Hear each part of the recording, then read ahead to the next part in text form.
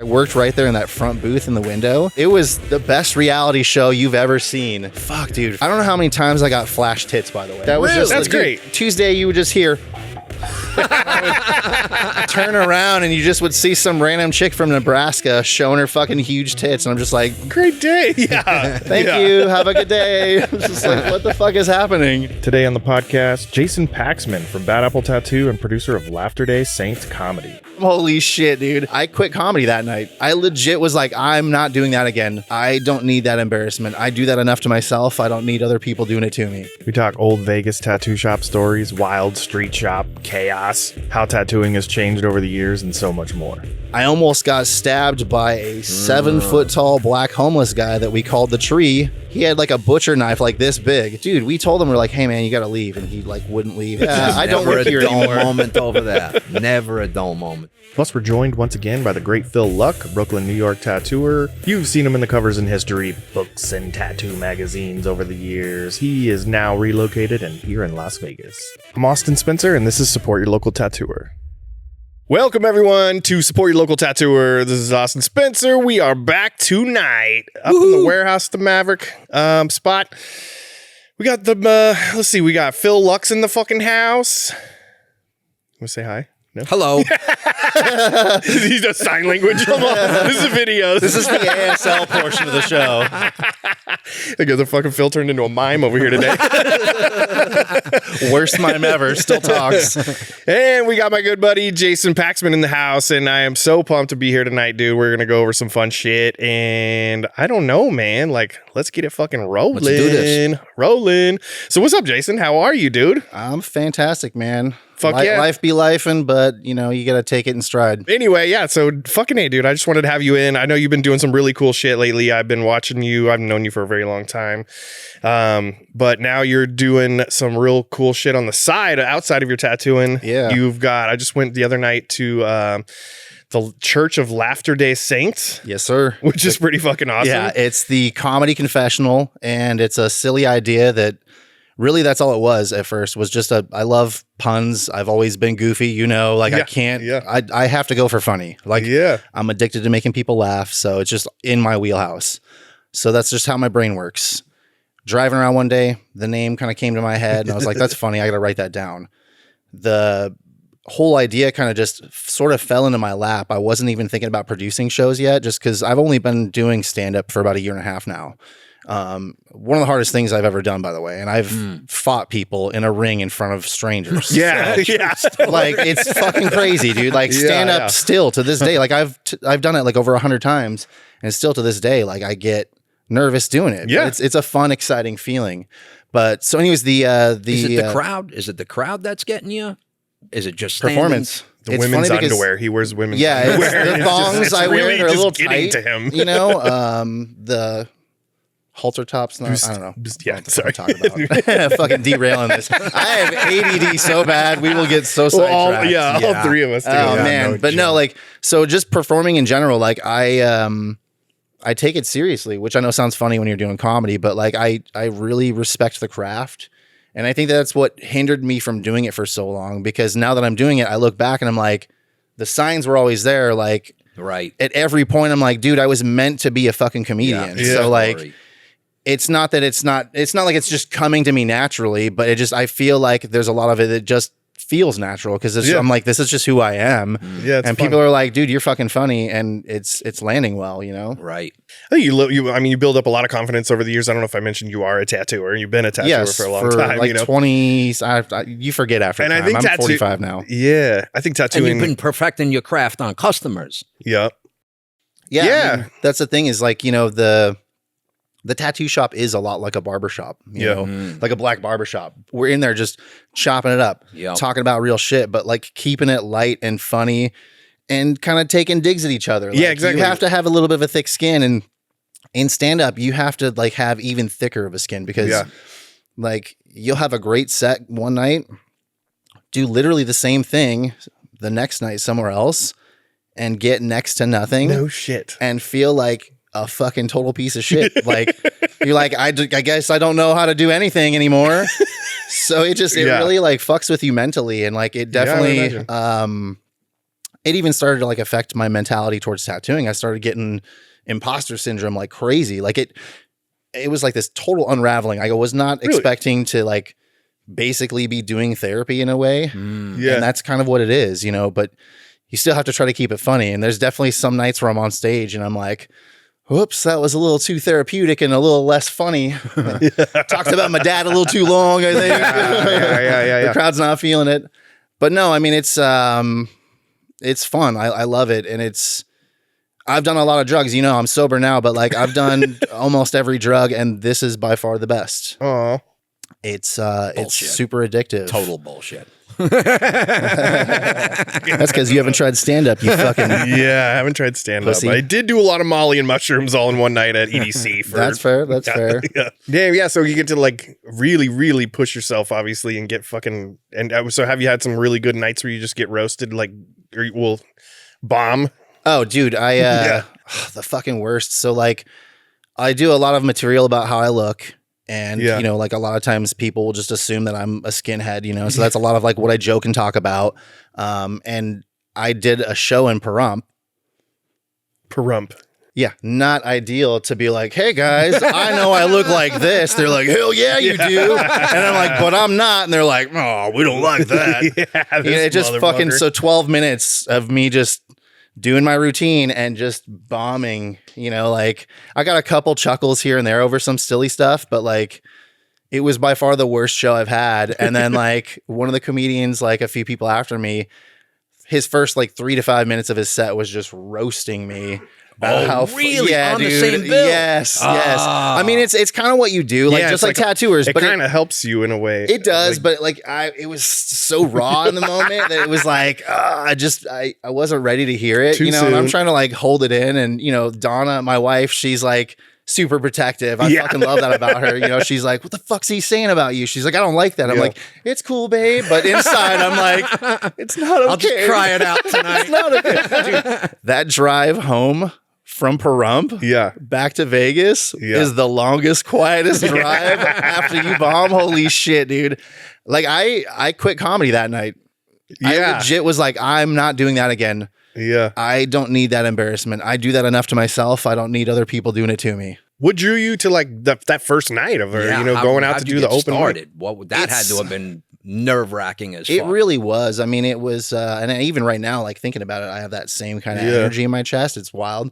But basically, like, I mean, you know, like we're in tight quarters when we tattoo, and it is like a barbershop, so we're just talking shit all day. And like, if I have people around me that encourage it, it's almost like my brain's like, oh, let's fucking go. And it's just like, it just is on overdrive all the time because, like I said, it is like a drug. I get addicted to making people laugh because to me, there's nothing better than that. Like, that's the best feeling in the world, making a group of people laugh because you feel like you break the tension. Everybody's happy. It's cool, you know? Yeah. So just me being me, joking around, having people being like, dude, you should do stand-up. Yeah. My buddy, Tom Vincent, he tattoos in Nashville now, but he used to work at Bad Apple.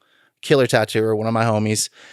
He's been that like voice in my ear, like, dude, you need to do stand-up. You need to do stand-up. And you hear that enough, and then you start kind of going, yeah, I am a comedian, you know? And then like, you know, you're around your friends, you're like, I'm a fucking comedian, you know? And then you start kind of like actually like, I think I am. Then you hear podcasts, people talking about their situations, the way they approach comedy and things. And I'm like, I feel like they're talking about me, you know? It just felt so on par for who I am that I was like, I feel like this is the universe being like, hey, you should really try this out. You know what I mean? And like, he even was tattooing a comedian one time.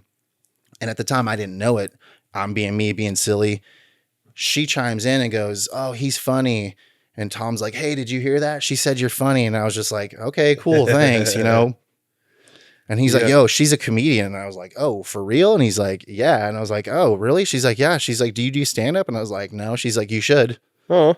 So I was like, all right. So again, having a couple of these encounters with people sort of reinforces that. And then like, once you kind of start thinking about doing something and then all of a sudden it's, you know, it's like, it's that confirmation bias, you know, like you get a new car and it's like a Dodge Challenger. All of a sudden, everywhere you go, you're like, man, there's a lot of Dodge Challengers everywhere. It's like, it's because it's like, you're thinking about it.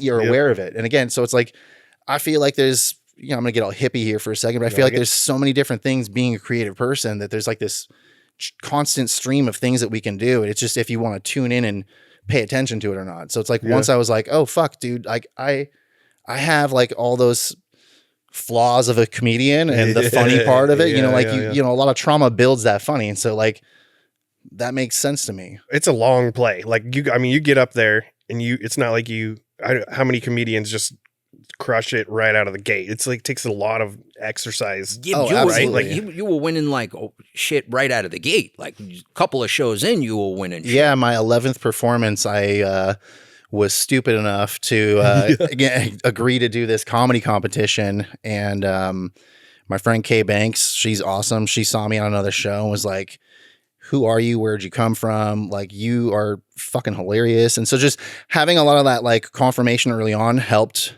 build. And again, I think it just sort of supported what I felt about like, I'm onto something here. Like, you know, there's something here. And like, so they would see something in me and then they would like, oh shit, let's put them on other stuff. So like my 4th or 5th show, I was booked on a regular show that wasn't an open mic and paid.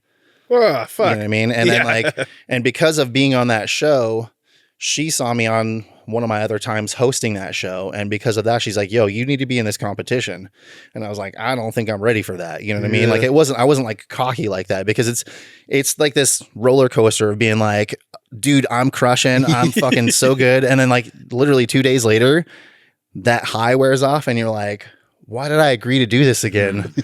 I'm terrified to go back up there. You know, it's crazy. Yeah. Just being on, I don't know. I was actually, I don't know if I want to switch it, but I was just kind of interested too. In like the difference of like, it sounds like you played like slightly larger rooms and then really small intimate shows.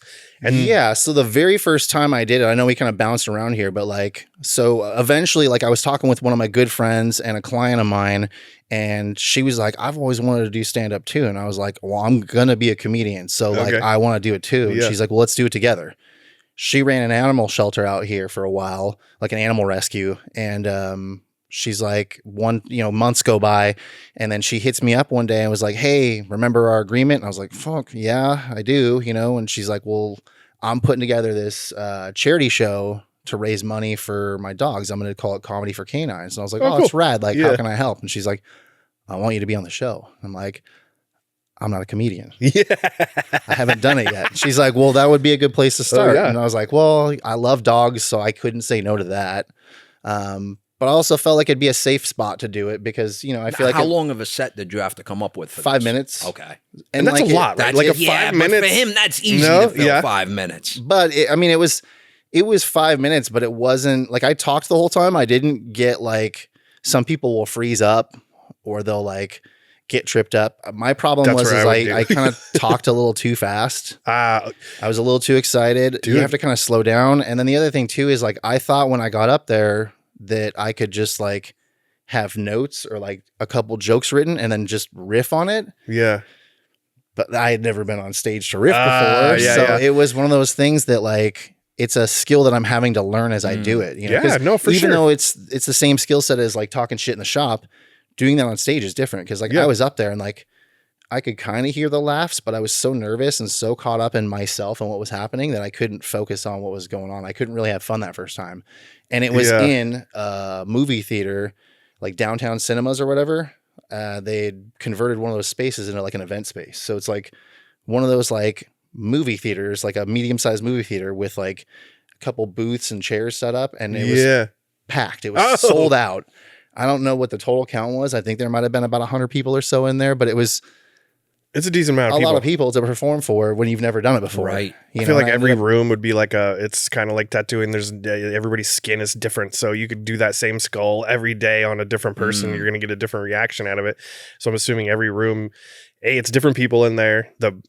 I don't know, just isn't there like feels of a room, you 100%. Know, that like, that's why like when they talk about like reading the room, you know, it's like, it's easier said than done. Yeah. And it's something that you have to kind of learn by doing the craft over and over and over again and seeing what works and why, what doesn't. And you'll think that you're doing something the same way, but it'll be the littlest bit of like a pause, or you slowed down your wording, or you didn't like trip over this setup right here. It was real crisp and clean. Like all of those things all matter. Everything matters. And so as soon as you get that all figured out, pieces all come together and you can have more fun on stage. But like until then, it's hard to riff. It's hard to like, dude, it sounds, it's crazy. Then there's like the old Mitch Hedberg joke where he says, you can't keep all the people happy all the time. And all those people were at my show last night. Yeah, right. Absolutely genius. Yeah. There's a lot of those people show up at my shows pretty randomly. It's shitty. No, but like it's like how you read the room too. Like I said, it's just doing those repetitions. And like, you know, I've learned that there's a way to deliver that material still. You just have to approach it differently. Yeah. Like you have to, like the way that I guess the biggest thing that helped me to really like reach sort of that next step to where I'm getting better at it and getting better at a quicker rate is you have to treat the audience like you're having a conversation, like we're doing right now. Connect with them. Yeah. You know what I mean? You want to take them on a journey. They want to trust you.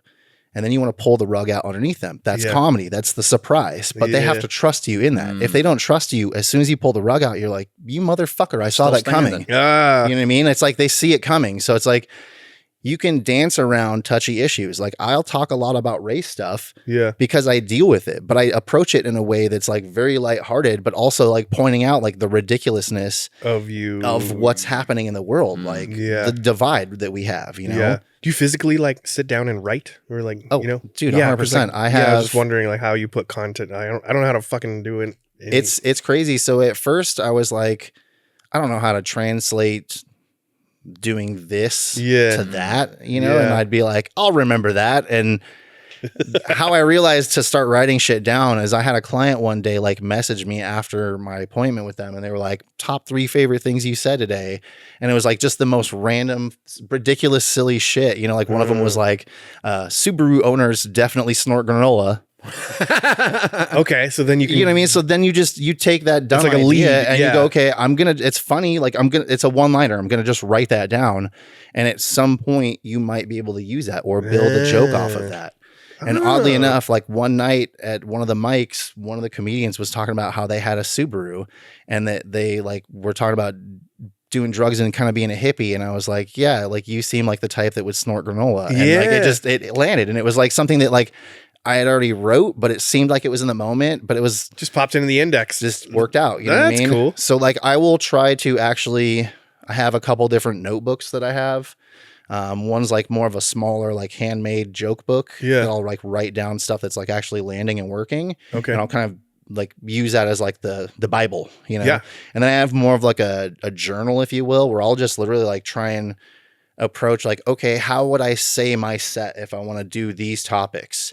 And I try to write it out exactly how I would say it. But I don't necessarily try to duplicate that on stage. But the more you write like that, and the more you just get your brain going, the more you just like physically write, it helps to kind of promote those ideas and just make you funnier and approach things from a more creative, different brain than I feel like I feel like having tattooing in your arsenal as well is a huge training ground. Like you could try that shit out instead of trying it out on stage in front of a crowd full of people. You could try it out in the shop and see and that's also again another one of those, you got to read the room because like there's definitely times where like, you know, especially if I've had a bunch of good shows and they've been going well, my brain gets on overdrive and it wants to keep working. And so I'll show up at the shop and I'll be joking and it gets to a point where I'm like, I probably shouldn't be saying this. This is a tattoo shop, not a comedy club. Yeah. Because people get fucking upset in comedy clubs still. So it's like, no, for sure. It's still like a touchy thing. And so you have to read the room and be careful, you know, but where's the fun in that? You know, like if you can't cross the line if you don't know where it is. Where you're like, well, there goes half my material.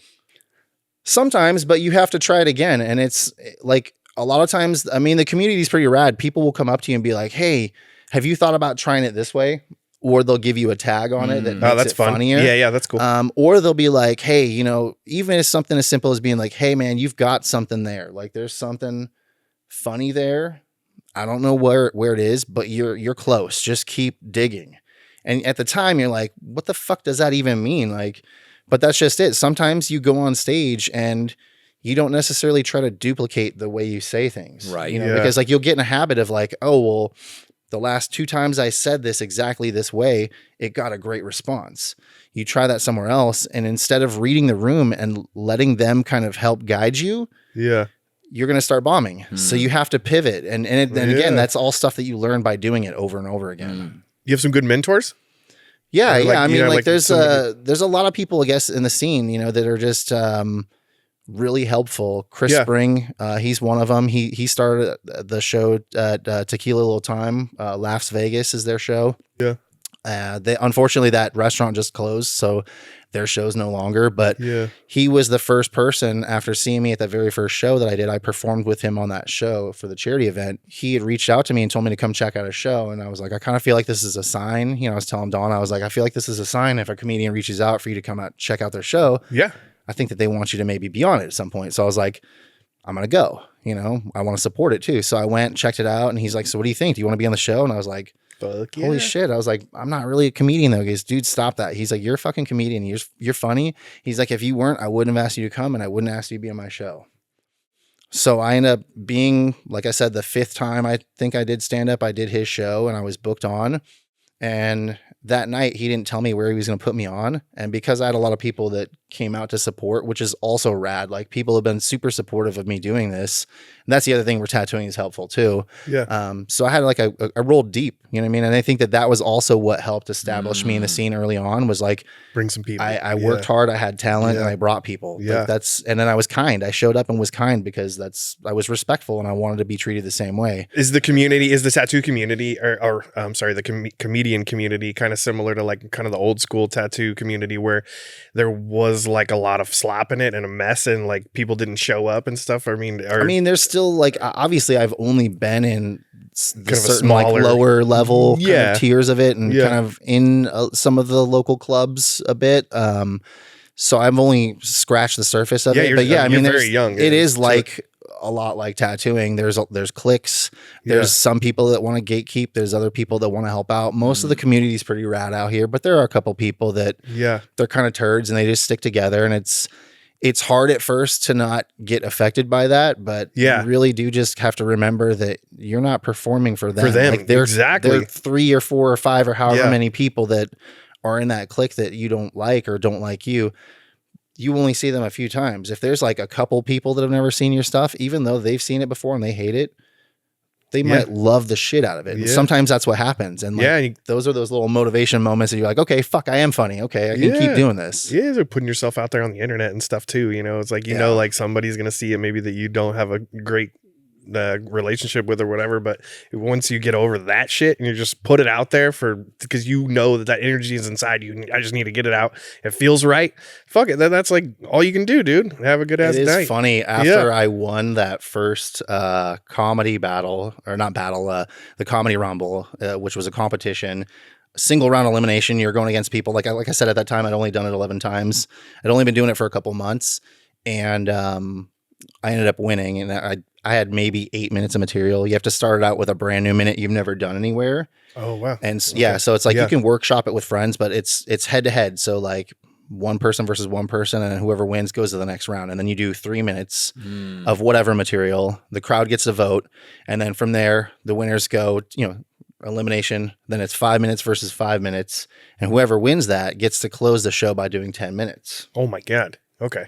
That's an exhausting night, dude. Of emotional. Bro, I had about 8 minutes. Like 3 minutes were solid. The 5 minutes after were a little like fluff, a little like loosey goosey. 10 minutes. No, I wasn't. I was not. It was fun but awful. Yeah, I bet. And I even joked about it, but it was a good experience because you're up there and you just have to remember in that moment that room already likes you. That's why you're there doing that. So like you're at a point where like some of the people are leaving because they're like, all right, I've seen enough of him. I get the gists. We can go now. Yeah. But then like it's cool because like you're almost more comfortable because even though you have those nerves before you go up, as soon as you get off stage, if your set goes remotely well, there's like you feel great. You're almost a little cocky. You feel like amped up. If your set goes good, you're even more jacked. So like going up multiple times in a night, I think that definitely helped me for sure, because by the time I hit that 5 minute set, even though it wasn't super tight, like I was looser, like I was a little bit more comfortable with it, and I was able to kind of play around with it a little bit. That makes more. sense. Yeah, just get some. I barely won. I think I just had a lot of friends there. Team Ninja showed up, and so they were rowdy as fuck and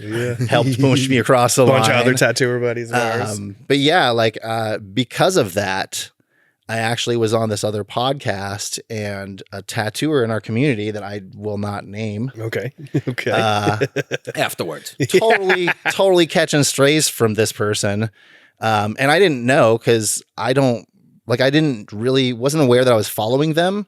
Yeah. And then all of a sudden, like I see something and I was like in my story and I was like, what is this? Because they didn't post very much. Yeah. And in the story, it had mentioned me, and they were basically like mimicking my clip that I had posted online and like talking shit about like, I'm so funny, and like some fucking. But what's funny though is like the funny thing to me about it was like at first I was kind of offended, but like two things. One, they said that my hot wife Donna, so Donna was happy about that. But like the other thing that I got over real quick was like they had basically rehearsed my whole set. So like how many times did you? Yeah, they took all this time out of their evening. Like I'm taking up space in your brain. You're not taking up space in mine. Like you came out of nowhere, and it was like at no point did I in this podcast that I did I claim to be the first tattooer doing comedy. Yeah. Or any of that stuff. Like I'm super humble about what I do. Like there's this fine line of like I'm trying to own it and be like, yeah, I'm funny and I'm good at what I do,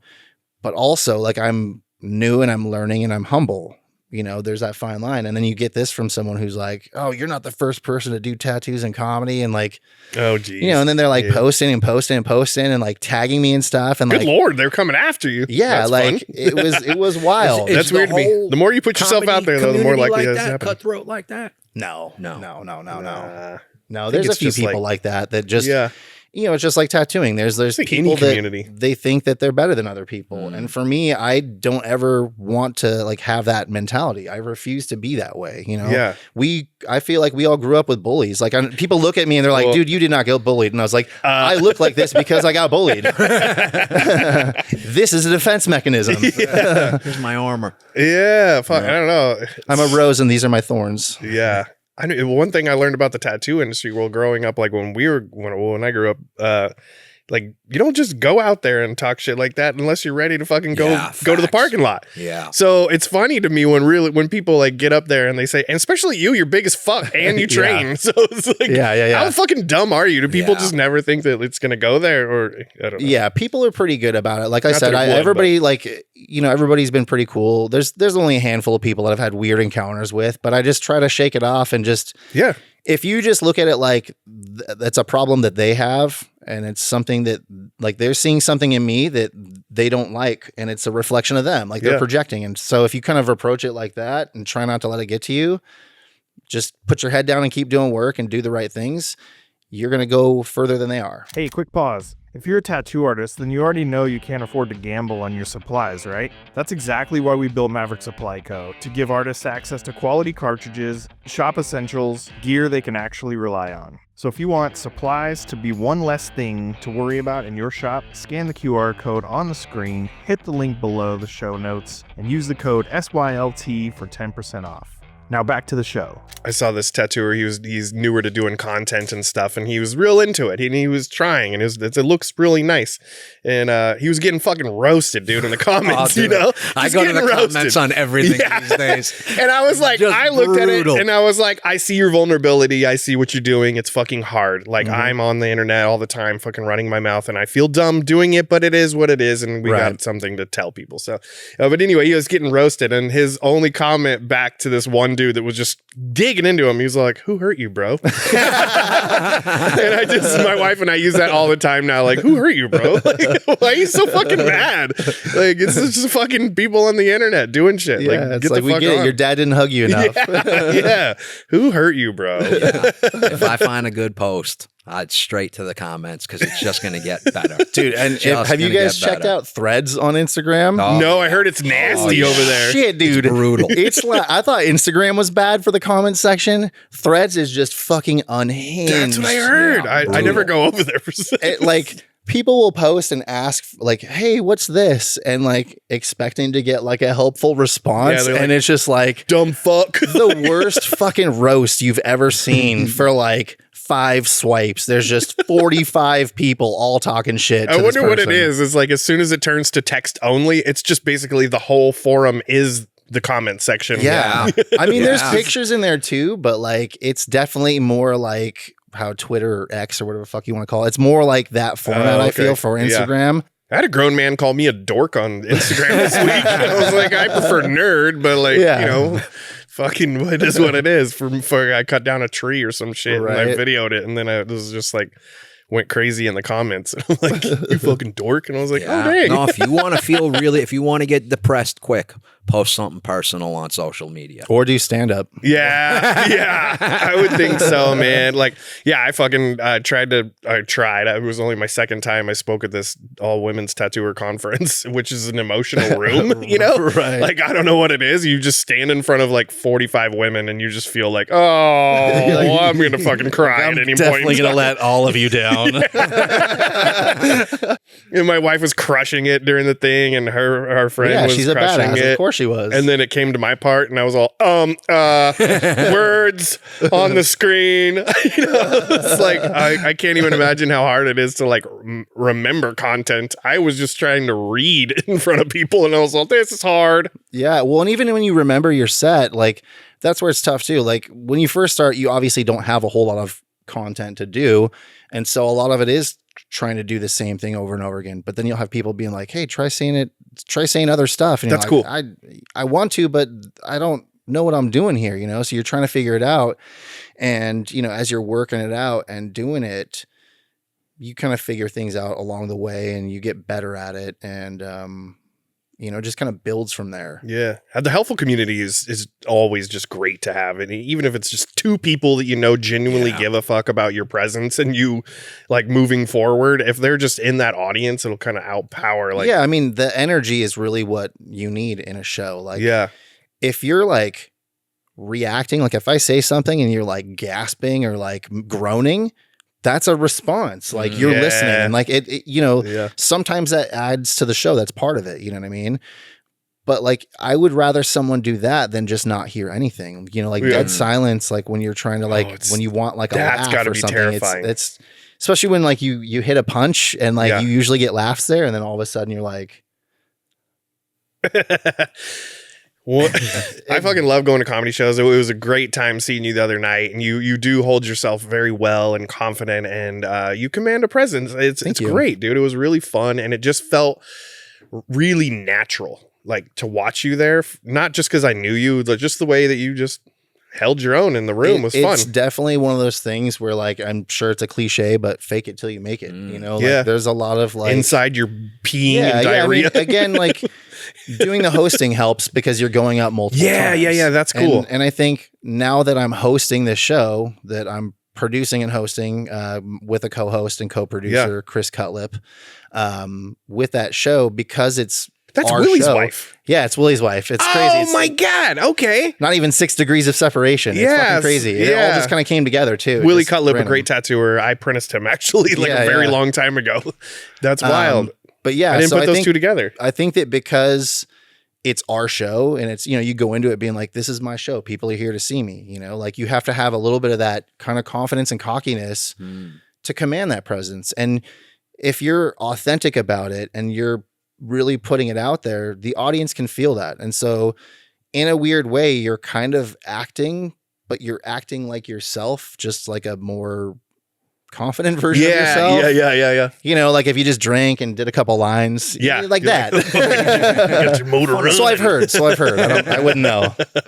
Now, how about influences? Who are your comedy influences? Man, people always ask me that, and it's so all over the place. Like I definitely can't name like a number one, just because like even with tattooing, so many like I just styles that you're in love with. And I think that part of like what makes you good at anything is being able to appreciate it for what it is and the nuances and the different aspects of it. Like for tattooing, for example, I started out doing kind of a traditional, neo-traditional style. Yeah. And now I do more black and gray realism. I just saw that full back piece you posted the other day with some biomech mixed in too, plus like all this weird shit. It looked so good, dude. Thank you. I appreciate really that. But again, sick, dude. Perfect example. That's a blend of different styles that you learn over time. Yeah. You know and I personally haven't seen anybody like collectively put together like one piece that had biomech and this like metal fucking black and gray. Well, that's kind of why I wanted to do that, is I wanted to throw that out there and do stuff that I would want to get tattooed on me, or just stuff that I haven't seen yet, because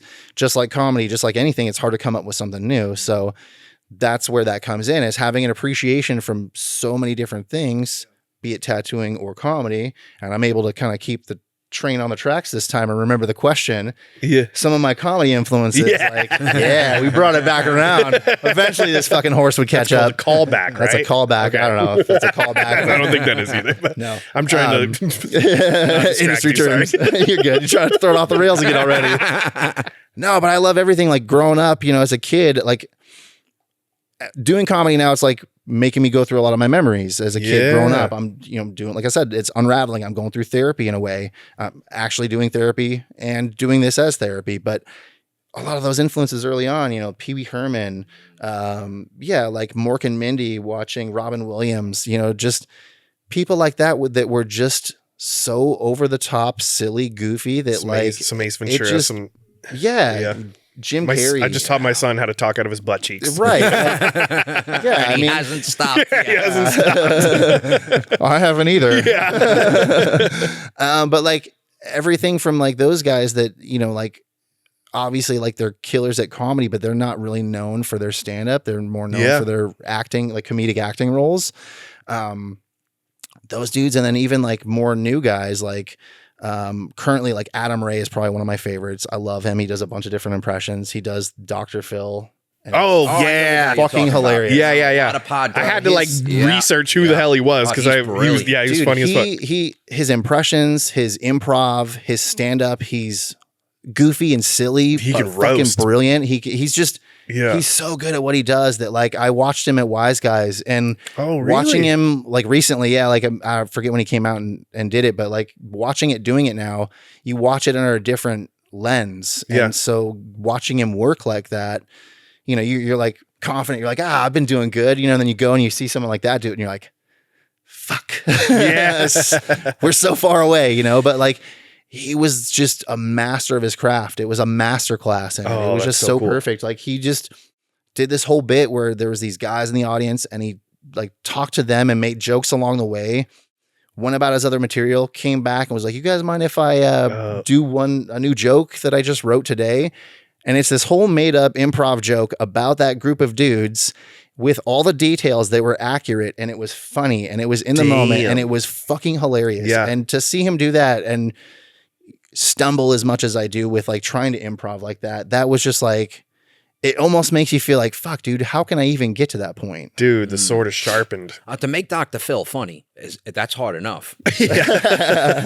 Well, oddly enough, he's brilliant with it. Well, Dr. Phil was on Dr. Phil with him. And it was hilarious. Like he's got a good sense of humor about the whole thing. He has to. 100%. One of my favorite things too, though, is like at this age, I don't want to call us old, but there's not too many people that have the nuts to go out and try something so incredibly new and put themselves in this incredibly vulnerable state, much less put it on stage with everybody's eyes. Like I think it's human nature to essentially just be terrified of public speaking, right? And then you just all of a sudden you're like, fuck it, but as a parent, you've already been demoralized. Yeah. So it's kind of and a tattooer if you went through a proper apprenticeship. 100%. But I'm stoked for you, and I feel like I'm like, not that you need it, but I'm like proud. It's just cool as fuck to see from a friend. I love when people just get the fuck out there, push themselves, and that right there, honestly, is like one of the most intimidating things. I've always loved doing difficult things. There's like something in me. Like I have, it's fucking trendy now for everybody to have anxiety, but like, again, I've learned a lot about myself. I'm like, okay, I've got ADHD and I have anxiety, and like, I'm like, this is why I'm kind of fucking neurotic. And if I do hard things, it kind of like sharpens that focus a little bit. And I'm able to kind of like quiet some of the distraction. I could totally see that. Yeah. And then, you stay busy. You're constantly, you got a supply company, a tattoo shop, like all kinds of day, stuff. you get, we're, even though we're older, we're still kind of impatient, and, like just learning something is sometimes I'm just like, fuck. Yeah. I just need to know this. Well, and I have a metaphor for doing comedy too, that like, I like to tell people, cause they're like, well, what's it been like starting out? And it's awesome. The risk is worth the reward. And that's what keeps you going. But doing it's like going into high school. It's a new high school. Everybody's got their cliques. You're trying to figure out how to go to high school because you've been homeschooled your whole life, and this is all new to you. And you're like, first day of 9th grade, right? You got pushed up against the lockers. You've been homeschooled your whole life, and you don't know how to do all this. And everybody knows all the like prison. Everybody knows the rules. Everybody knows the hierarchy. Everybody's got their cliques. You know, and you kind of like you find yourself sometimes holding back because you like I don't know, you don't want to offend maybe a peer or something, and then you have to.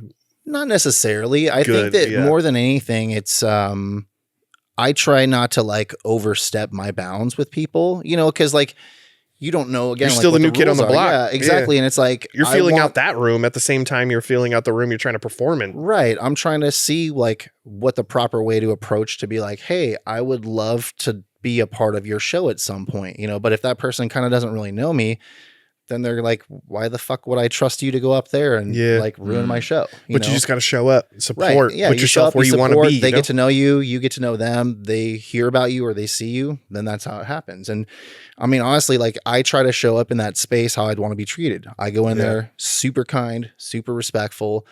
I'm there to have a good time. Like the world's fucked up. Like, why do we need to fight with ourselves? Like we're here to make people laugh. Why are we at each Everyone's other? There to feel better. Yeah. Like that's the thing that I don't understand about the comedy community. It's supposed to be a community. Yeah. Just like tattooing, it's a community. Like I understand that to a degree, there is a certain amount of like competing for the same market, but at the same time, like, is there, you know, rising tide raises all ships. Yeah. You know, I feel like if you all like work together and keep the scumbags, whoever they may be, out of it, then the community's good and there is no issues. Dang. All right. Dropping it like it's hot.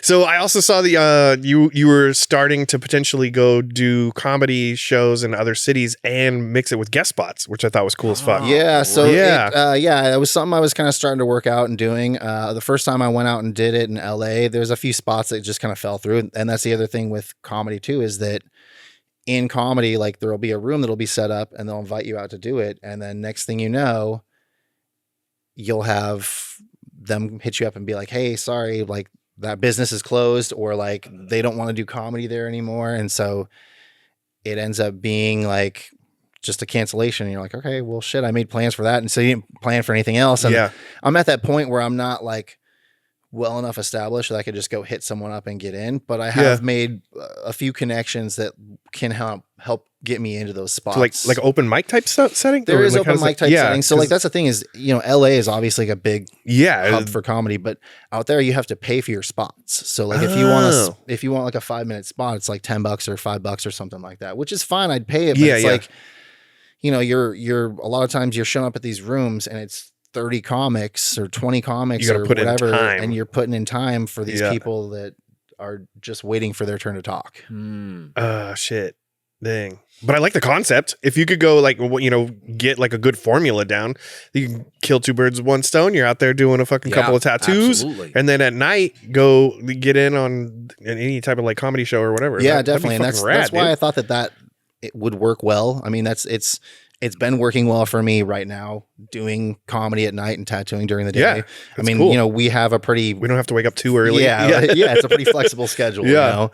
But then I saw the opportunity there to like go places that I know people, do a little work, make some money, and then, you know, tackle this on the side and try and, you know, build my material in a different room. Yeah. And it is a little tricky sometimes just trying to get to know people and get in the industry. But the more I do it here, the more name I build for myself. And then the more that ripples out into the comedy sphere or whatever. Yeah.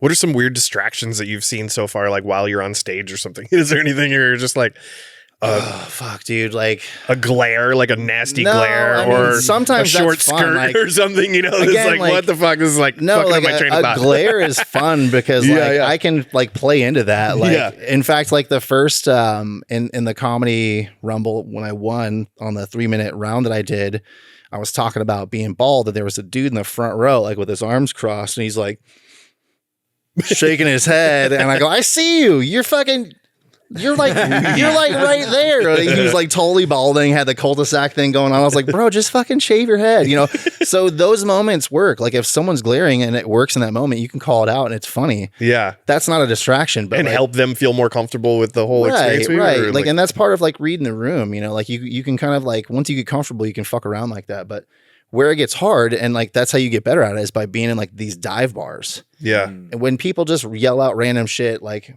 heckling, they think that they're helping.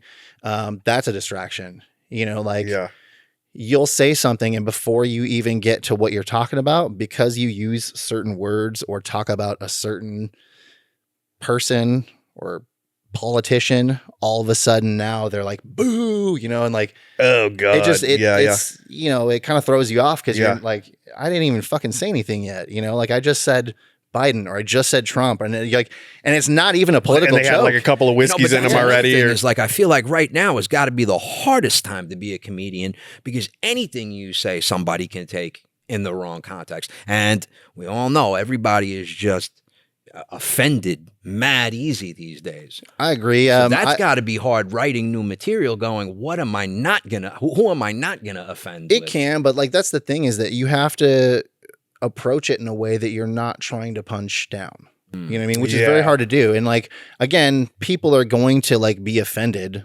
because they're offended. But the thing is it's not my job to manage your emotions. I'm keeping my side of the street clean. You keep yours clean. If there's something that like I'm saying or any other comedian is saying and you don't like it, you don't have to laugh. Yeah. It's that Change simple. The fucking channel. Just know that like it's like a lot of what we say up there's like a small portion of truth. Sometimes there's more truth, but it's a lot of times you're making shit up. Like you're just trying to have a funny perspective. Like you're exaggerating an idea. Like you're like, hey, don't you guys think it's weird that this and this is going on? And people are like, yeah, that is kind of weird. But you're doing it in a way that's like over the top, that you're like shining a magnifying glass on it and just blowing it up. And people they can't get past the words that you're saying because they've been so programmed to be upset and feel a certain way. There's this toxic tribalism that people are like subscribing to, that like, and the thing is like those people, like they're fanatics that, like, you're not going to change their mind. Yeah, exactly. It's the same reason, like if you want to sit down and talk to somebody about like politics or religion or any of that stuff and like actually have a discourse, if you're trying to like persuade the other person, it's never going to happen. You already lost. Right? Yeah. And that's the problem, is that people approach conversations like that. They approach it like, I'm right and you're wrong, and I'm going to tell you why. Yeah. Instead of being like, hey, this is how I feel. You might not agree with it, but this is how I feel and why. How do you feel? And you go, well, I feel like this, and this is why. It's like, that's crazy. I never thought about it like that. That's how conversations should go. Yeah, but unfortunately, people get their ego involved and they get self-absorbed, and they're so worried about like this fucking hill stuck on their position. Yeah. Stuck on their position. Yeah. Yeah. I'm reading a book about that right now. People take themselves entirely too seriously these 100%. days. That's why I'm doing comedy. So let's get into you've been tattooing 2002-ish? Yeah. I did my apprenticeship. I'm terrible with how long it's been. I think it's been about 23 years officially. Yeah. And where did it start? What shop did it start? It started out in Woodland Hills at Body and Soul Tattoo.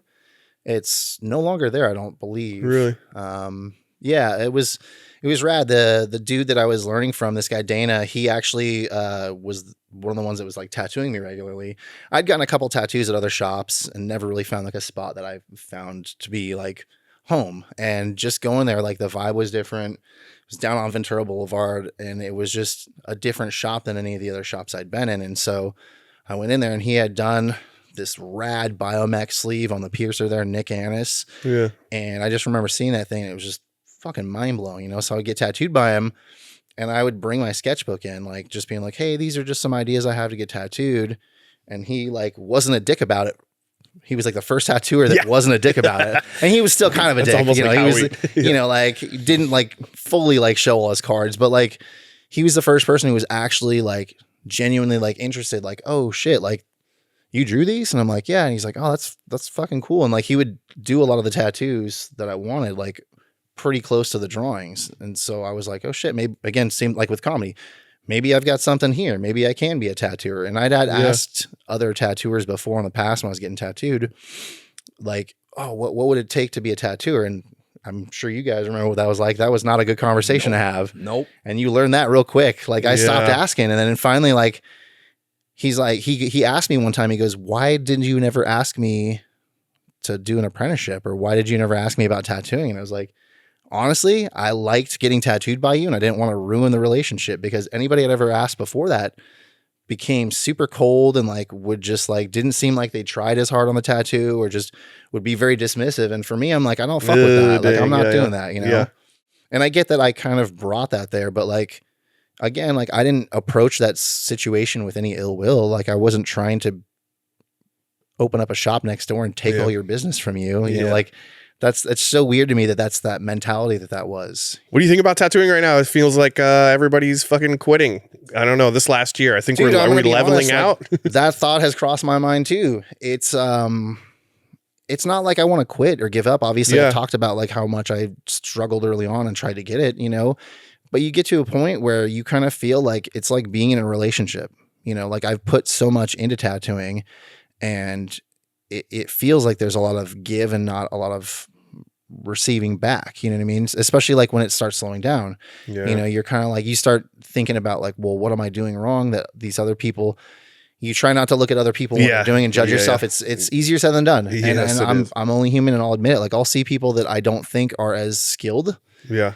And that's just not me being a mean girl. That's just an honest judgment. Yeah. And I'll see them being busier, and there's something about that I'm like, what are they doing differently? And I don't understand that, you know? So tattooing is in a weird spot where I feel, I don't know if it's my age. I don't know if it's because I'm doing comedy too, or I'm just realizing a lot about myself, but it's almost like I feel like I'm in a relationship and I'm not being treated with respect. And I'm kind of like, I've put all this energy into this thing for so long. I have skills that transfer over to other things, but like during the winter, I got real rough and I was like, well, shit, like I need to get a job elsewhere. And I'm like, I know I'll go do labor. I don't care. I'll dig ditches. I'll do whatever. But like, getting hired on at 45 and not having a history of doing that stuff is it's almost, you're almost like, it's unrealistic. I have all these skills, but like you aren't willing to let me in because I don't meet the entry level requirements. Yeah. What do you know? What do you think it has to do? It's like so many new people post COVID coming in, and then they blew up because post COVID also got incredibly easy to make a ton of money. And then I have a couple theories. And again, I'm not any kind of fucking expert here, but I overthink everything. And so I in this struggle of like, what's happening? What's going on? Like, why is it like this? I kind of really started thinking about it. And I think there's a couple different things going on. I think with COVID, the money, it was like a hose that was crimped. People were like getting all this extra money and they couldn't spend it. Was unrealistic. And then like, as soon as we let down the restrictions, everybody's like, here's all my money. Yeah. Big shift in careers too, and interests, you know, people were like 3 people in my shop quit that day, you know? So then they just went on to do other things or whatever. Right. And well, I mean, I get it too. It was a lot like of people got into times. Tattooing. It was scary times. And then I think too, like you have that. And then during the shutdown, the lockdown, there was a lot of people that were going and buying tattoo equipment on Amazon. I don't know how many of my regular clients would come back and they'd be like, hey, don't be mad at me, but check this out. Did my full left sleeve we talked about doing myself. Dude, basically, like that one girl came in from knee to ankle all the way around, the most scarred, fucked up, random sketchbook shit you've ever seen. Gangster. And I could not help but laugh, you know? Yeah. And she goes, I gotta be honest, it's a lot harder than it looks. I'm back. I was like, I'm now a paying customer. She came back. She's like, don't be mad at me. I was like, you learned a lesson. You gotta live with that. I don't have to be mad at you. Oh my! But I think that part of it is that like there's a lot more people at home that they're like, well, I'm not paying for tattooing. There's like this whole rebellion against paying your dues. And listen, I don't think that people should be hazed. I don't agree with that. I don't think that people should be sexually assaulted. I don't think that you should use your power to do any of those things and treat people poorly. But I also do think that people should earn the knowledge that they're given, because this used to be something sacred that people respected. There's reasons why we didn't do certain things. There's reasons why we would make conditions for other things. There were rules. Like, there were rules, and those rules were there for a reason. It wasn't because it's like, nope, we're being gatekeepers. It's like, no, we're doing this because it's not good for the industry. We've done the research. These are the reasons why. And you get these new kids that come in and they're like, nah, fuck that. I'm going to do it my way. Yeah. And then you get these micro fine line tattoos. It's like, we learned that lesson already, but here we are doing that. And it's, you know, like I just, and I'm not saying that there's people that don't do that don't do it well, but just these trends, these things come and go because people forget how bad they were. Yeah. You know? The demand is there too, and that's like when tattooing is slow, and then there's all of a sudden all these people asking for this, and you're like, okay, like, and I get it, and like, you know, a lot of people are like want to shit on dudes for selling out and doing that, but like at the end of the day, we provide a service. Yeah. I, on the other hand, there's certain times where I'm gonna like pick and choose as far as like what I'm gonna do in terms of like, listen, I don't feel that you're gonna get the tattoo you want, so as much as I need the money, I have to respectfully bow out. But so-and-so over here can take care of you. Like I try to do that so that like they don't feel like I'm just like, nope, don't do that. Too cool for school. Suck it, nerd. Yeah. You know? But as far as like the industry changing, I think that on a whole other level, think about like when we were growing up, like our elders didn't really have tattoos. The people that did were gypsies and pirates and bikers and like fun people. The fucking the uncle, the cool uncle. You know what I mean? Yeah.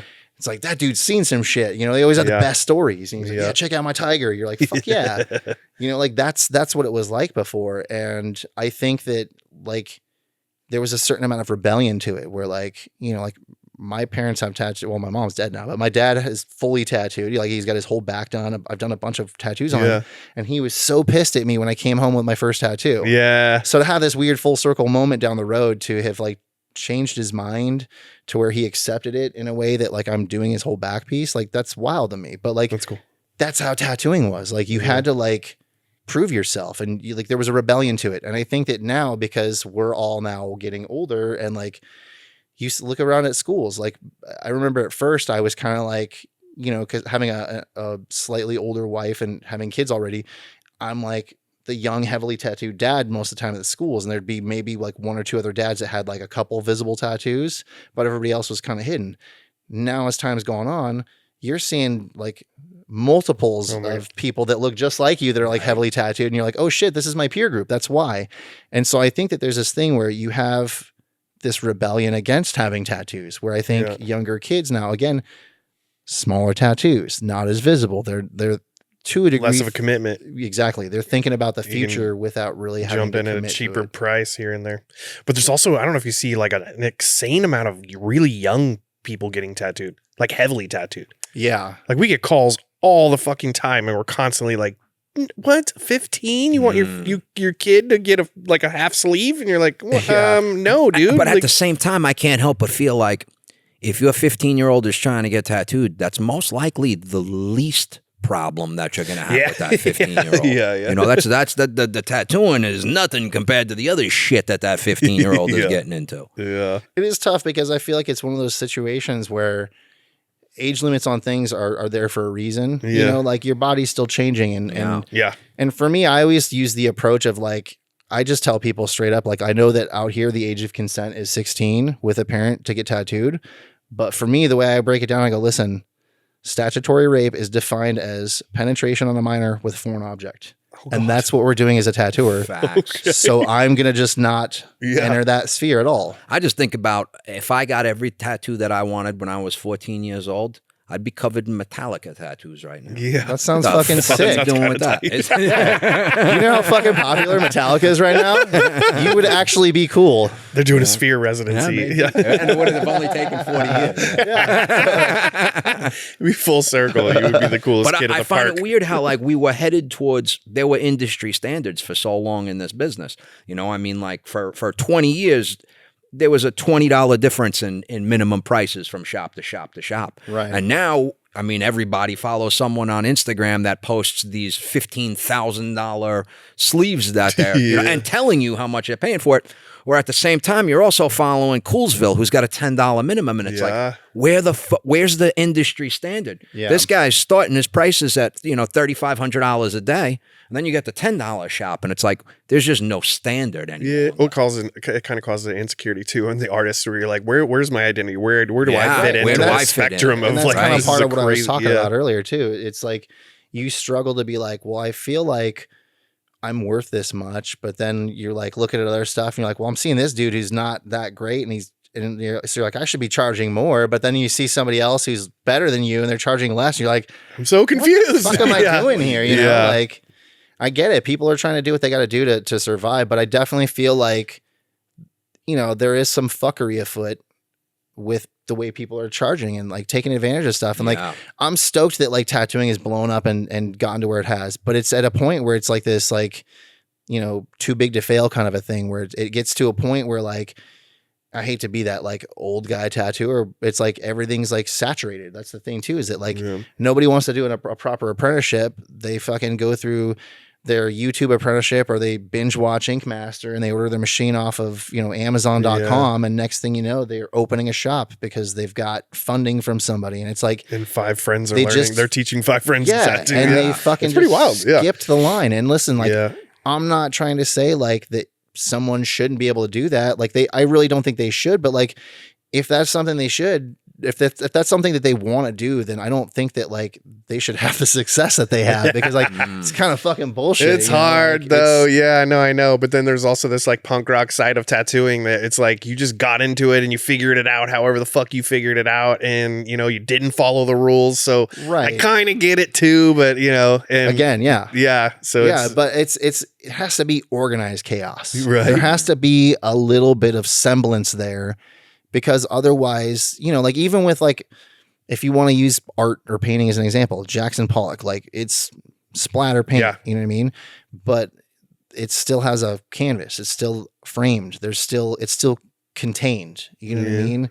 It's not just you walk into the gallery and it's everywhere you fucking look, you know, you're like, this is insane. What am I looking at here? You know, like it's controlled chaos. Yeah. That's what tattooing should be. Like you should be a bit of a gypsy. You should be a bit of a pirate. You should break the rules, but also you need to learn the rules and know the rules first before you break them. Yeah. It'll make you better in the long run. People would talk shit about Pablo Picasso and like, oh, his cubism. Like, oh, that fucking idiot. Like, what is this? This is art. Like, that's not what a lady looks like. That's not what a guitarist looks like. But then you look at his life studies, like his life drawing. Holy shit, dude. Like one of the best fine artists that you've ever seen. Yeah, Pollock too. Pollock too. Same thing with Pollock. They knew the rules and they knew them so well that they could break them and still have enough structured chaos there that you could understand what was going on. What's that quote? He says, it took me a lifelong journey as an artist to learn how to draw like a child. Right. 100%. Like, it was cool. It just goes to show how, like, all that time and energy put into there, once you execute it in whatever shape, form you choose, and you obviously have a lot more to put in there. I'm like mumbling right now, but well, at the end of the day, I mean, like, we're all fucking tattooers. Like, I always use that as like, I'm like, and I don't want to take it too seriously. Right. 100%. That's what I'm saying. Like, you know, like I'm giving my insight on the industry, and like, I'm not saying that like what I have to say is like the fucking be all end all. Like I always just I go, look, I'm just a fucking tattooer. I make pictures on people for a living. What do I know? You know, I'm talking like I know anything. I'm just, you know, I feel like there are certain things that were established for a reason, and people should maybe follow some of those things. I fucking love what you're doing with your comedy. It's so fun. It's really cool to see you, like I said, step out. It takes a lot of nuts to just get up there on stage and push yourself to do something that is so incredibly unique and different and new. And I can't even imagine how humbling that experience is. And I think that'll take you and make you even stronger. And also, like, maybe even help network your tattooing. You know, it really, I think that's cool. It really has. Like, I've had people come up to me at shows and be like, "You're a tattooer," and I'm like, "Yeah." And then they'll follow my Instagram. Yeah, that's fucking or great, vice dude. versa. Like, it's crazy. Like, I always said that like I refused to do like the fucking TikTok thing to be a tattooer. Like, I'm not going to do that, but like dumb enough, like to promote comedy stuff. I've been making skits and doing silly shit. Yeah, cool. Like, I guess for me, it feels more on brand to be silly as a comedian and promote a comedy show than it does to be a tattooer. And you know me, I take tattooing serious, but I'm not like one of those serious business guys that like tries to be, oh, you better fucking take me seriously. You know, I don't know. Like I'm not shitting on people who do those TikTok type videos, but just, I got into tattooing because I didn't want to like be responsible for shit. Just draw. You know what I mean? Like now I gotta like manage your emotions and your like therapy, and I gotta be a businessman, and I gotta be an influencer, and I gotta learn the internet. I think it's a lot. Series of tubes. It really is a lot It's right a now. lot. This is the most, I think, and I don't think this is obviously just in tattooing. I think all across the board, like to promote yourself in general, you're now like, you're providing this service or whatever, you're trying to prove your skill set out there. And then you also have to learn how to be a media production company and take all the time to do. I mean, we all remember a time in tattooing where putting out a good product was all you needed to do. Yeah. That was it. If you put out a good tattoo, you were going to be successful. Yeah, I mean, Sailor Jerry, his famous words were, "My work speaks for itself." Yeah. You know, and like that's something that I feel is to a degree missing. But at the same time, I also understand like that it is to a degree, I think, good for business to have as much competition, if you want to call it that. Yeah. Because that just makes you want to be better. It separates the weak, you know, and do I like the way some of this is happening? No. But at the same time, like some of these people that are quitting, you know, like I said, I thought about doing it, but like I didn't, you know. I feel like if you can't handle the heat, you're going to get out of the kitchen, baby. Now. Yeah, and it's fucking hot out there right now. And you basically have to take on now just basically spending any spare time when you're not tattooing or drawing. You need to be using that spare time to be honing your craft. I had a conversation with a tattooer recently too. who walked away from tattooing a few years ago. And that was one of my questions was, you know, how are you dealing with it? Because I know how I'm dealing with it, and I ain't dealing with it well at all. And his whole thing was, well, I didn't walk away from the tattooing that I got into. Yeah. You know, this business has changed so much that walking away from this is not hard to do at this point because it doesn't resemble in any way, shape, or form what you fell in love with. And I think that's the thing that people aren't talking about right now is that, well, yes, you can say that the industry has changed and you have to adapt or die, but that's the thing too, is that like, there's a certain amount of it that like, again, part of why you got into doing it was because you felt like you didn't fit in these other worlds. And this made sense because this was what you had to do.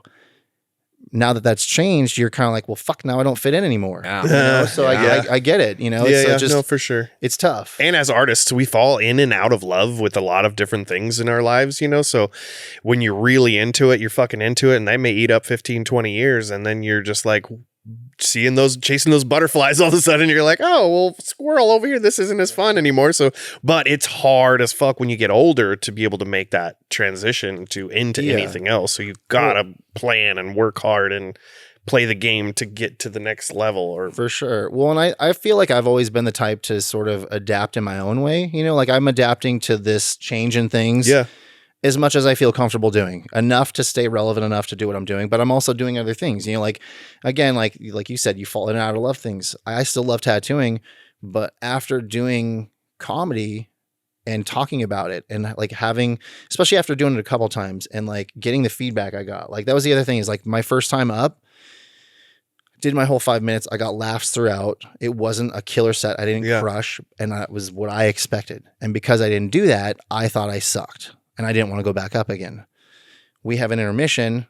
All the comics that are on the show come over and they're like, dude, that was your first time ever? That was fucking insane. Yeah. And I'm like, what do you mean? They're like, you're funny. Your setups and punchlines are great. And I'm like, oh, I forgot this. I fucked up. They're like, nobody knows that but you.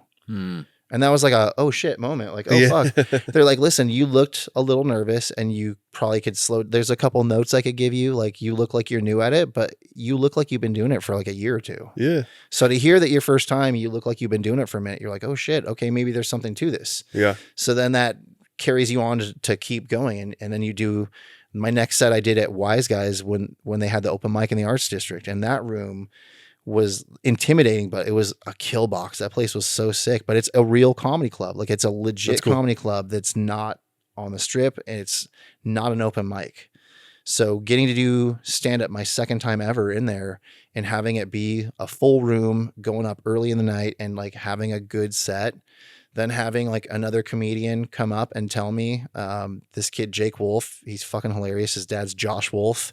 He's also fucking hilarious. Oh, okay. Yeah. So he came up to me and was just like, dude, who are you? Where'd you come from? Your shit's funny. And he's like, you got time to talk? We talked in the lobby for like 20 minutes. And like, just that recognition by somebody who, like, nobody has to tell you that. Like, like when you were learning how to tattoo, tattooers weren't like, oh, dude, your stuff is good. Yeah. Like they wouldn't say anything because they were like, dude, fuck this kid. You know what I mean? The first one who did. That was your homie. Yes. You still 100%. talk to that motherfucker. Yeah. And that's where comedy is different from tattooing, is that I felt like, and I don't know, maybe it's only my experience, and I just had the right set of skills and the presence and whatever early on that like people were like, holy shit, who is this guy? So again, that was a ripple effect, and it was infectious, and I just kept doing it. So like I got to a point where like I was again leaning into it, and I was excited, and it was like I felt like I had purpose. And like tattooing fills you with a purpose to a degree, especially if you're doing memorial tattoos. Yeah. But like doing comedy, it's one of those things where I've always said like nothing makes me happier than making people laugh. Yeah. You know what I mean? And like, and then like after doing it and like then telling people, like it's almost like I'm saying it and I'm realizing at the same time, I'm like, oh shit. Like the most important, like nothing feels better than like getting people to laugh. Like having a room full of strangers laugh at shit that you're saying. There's nothing like it. You know, it's addictive. Yeah. And so like after doing that, like I always thought that tattooing was basically going to be like, that's what I'm done. Like, you know, that's what I'm known for. And now I'm kind of like, that's still there and I'm not quitting. Yeah, but you're like, still in love with it. But I'm also like, but maybe I'm meant to be a comedian, you know? Yeah. Well, anyway, I mean, you have a good night. I'm sure it's rolling over into your next day while you're tattooing. Then it's like, it makes infectious. Yeah, it makes that experience, you're excited to tell your client about it or something. So then it kind of revamps your tattoo experience too on your, well, and then too, like again, you know, like comedy is a lot about that kinetic energy and that motion. So it's like if I'm already like riding that wave and that energy, and I had a good night, and I'm coming in, and it's a great client, a regular client, or even if it's a first time one and they're excited, like that excitement, like I like to like work with that excitement too, and just like feed into it, and like it definitely like continues to ripple. And again, because you have that positive, fun, upbeat energy, it just. I don't know how many people that I've barely tattooed one time that come back and get another tattoo and also come out and see a show. Yeah. Like I guess when I first started, I was like, not embarrassed, but I just didn't think that people would think it was like cool. Like who wants to go see an open mic comedian, you know? Like there's always this like negative, like, you know, like it's very hack. It's very corny. Yeah. No way, dude. And I feel like to a degree, it's like, it'd be like me being like, hey man, I just recently learned how to play guitar. I'm doing a recital. You guys want to come see me? Yeah, totally. You know, I'm playing a set at Guitar Center in Town Square. You guys want to come check it out? I don't know why. I was just thinking about we were at the Hard Hat Lounge downtown. They used to have an open mic night there, and I went in with my wife, and we were pretty freaking drunk, dude. Like pretty hammered. There was only like 4 people in there, and fucking Hannibal Buress walks in and then signs in, and they let him go up there, and we were so fucking drunk. I still feel bad about this. We were so excited that he was just standing in front of us. Like we were just talking loud. Yeah. And we were like, oh my God, holy shit, dude. Like, what the fuck? He's like right there. That's so, I don't know why. It was just like one of those dumber moments. Right here. Yeah, I'm fucking grown man, but I was just like, oh, he's fucking so funny. I just applied for a job at Guitar Center. No joke. Well, that is where depressed middle-aged men go to die. Dude, the Guitar Center on a Wednesday afternoon is a sad place to be. Brilliant. It's brilliant. Oh my God. Well, shit, dude. I think we should wrap it up, man. It was super awesome. Am I able to shout my comedy page out on Instagram, if you don't mind? Awesome. It's at Laughter Day Saints Comedy on Instagram. Gifts. Thank you. And then my personal Instagram page mine's actually meta verified. There's a blue check mark next to it. So it's Jason Paxman Arts. Yeah. All separated with underscores. Okay. And I purposely, it's a motherfucker to like tell people it with the underscores, but I did that because the other one was Jason Paxman Tattoos, all one word. Yeah. And so I wanted to separate it enough to where people wouldn't accidentally click on it. But man, I tried to get Instagram to take that page down. Yeah. And like, I even got meta verified on the other one thinking that would like give me a better like access to it. Yeah. Yeah. Phil's got shut down too. Dude, I know. It's fucking insane. It's like heartbreaking. Yeah. If I post a painting with a fucking nipple in it, my shit gets shut down. But if somebody takes over my actual page and I have proof of how fucking stupid I am for getting hacked, they're like, sorry, we don't know what to tell you. They're like, have all your friends and people you know report the page. And I'm like, you know how many people I've had tell me that they reported it? Right. And nothing's fucking happens. Yeah, I remember going through the process for you. But spent like 3 or 4 full days trying to handle all that and was like, I can't give this any more energy. No. I'm going to start my new page and I'm going to just move on. And then as far as tattooing, we can find you at Bad Apple. Bad Apple Tattoo. You guys just have one location we now? have two locations. Still? Okay. The OG location on West Charleston. Which is ironically where I started my apprenticeship way before it was Bad Apple, was Accents and Art. Really? That's where I started my apprenticeship, in that space. So there was only one space. space At that point? Who was the owner at that point? So we used to call it Accidents and Art. And, Yep, I remember that. Yeah, because the guy's son used to do drugs, and he fucking nodded off and zipped a line down this guy's back. Yeah, I actually met that dude at a party years later randomly. I was like, "You're the dude?" And he just had a full-on peppered ass line just ripped into his ribs, dude. Dude just nodded off or whatever. Oh, fuck. Yeah, I have a picture of me getting paid by. Why am I brain farting his name right now? He was a pit boss in Vegas. His daughter was a stripper, and his son was a drug addict tattooer. Just a great dude, like a fun, like a family of characters. Tom Hanks. Yes, something like that. No, it wasn't Tom. But anyway, yeah, dude, I put in work in that space. I was there was 5 smoking ass tattooers in there, and we were the ones that knocked the walls down and opened it up when Dave Logue took it over and turned it into Mach 5. Mach 5. Yeah, right, I was trying to remember what his first shop was. So when I walked in to see you not too long ago, I can't remember when it was like a holy weird shit. full circle. It's just a weird vibe, you know. You're like, dang, dude. Like, so that place has changed hands numerous times. Yeah, and even like rest in peace, Jessie girl. She owned it. To me and Jessie, we tattooed the dudes off bum fights. She did the knuckles tattoos. They walked into the shop and she did Rufus's knuckles, the most famous ones, bum fights around the cover, and then I did Donnie's forearms, BFK for life on his. I wonder if any of those guys are still around. Those dudes better at fighting, or like they got better at fighting. They got into drywall. They got now signed to the UFC. They got sober-ish, and you've heard of Chuck Liddell, right? Yeah. That's Rufus. Anyway, that was a little tie. Then back to then the shop was fucking. Then I think then Dave sold it to her. No, Dave sold it to Justin and Boom, and they turned it into Bad Apple.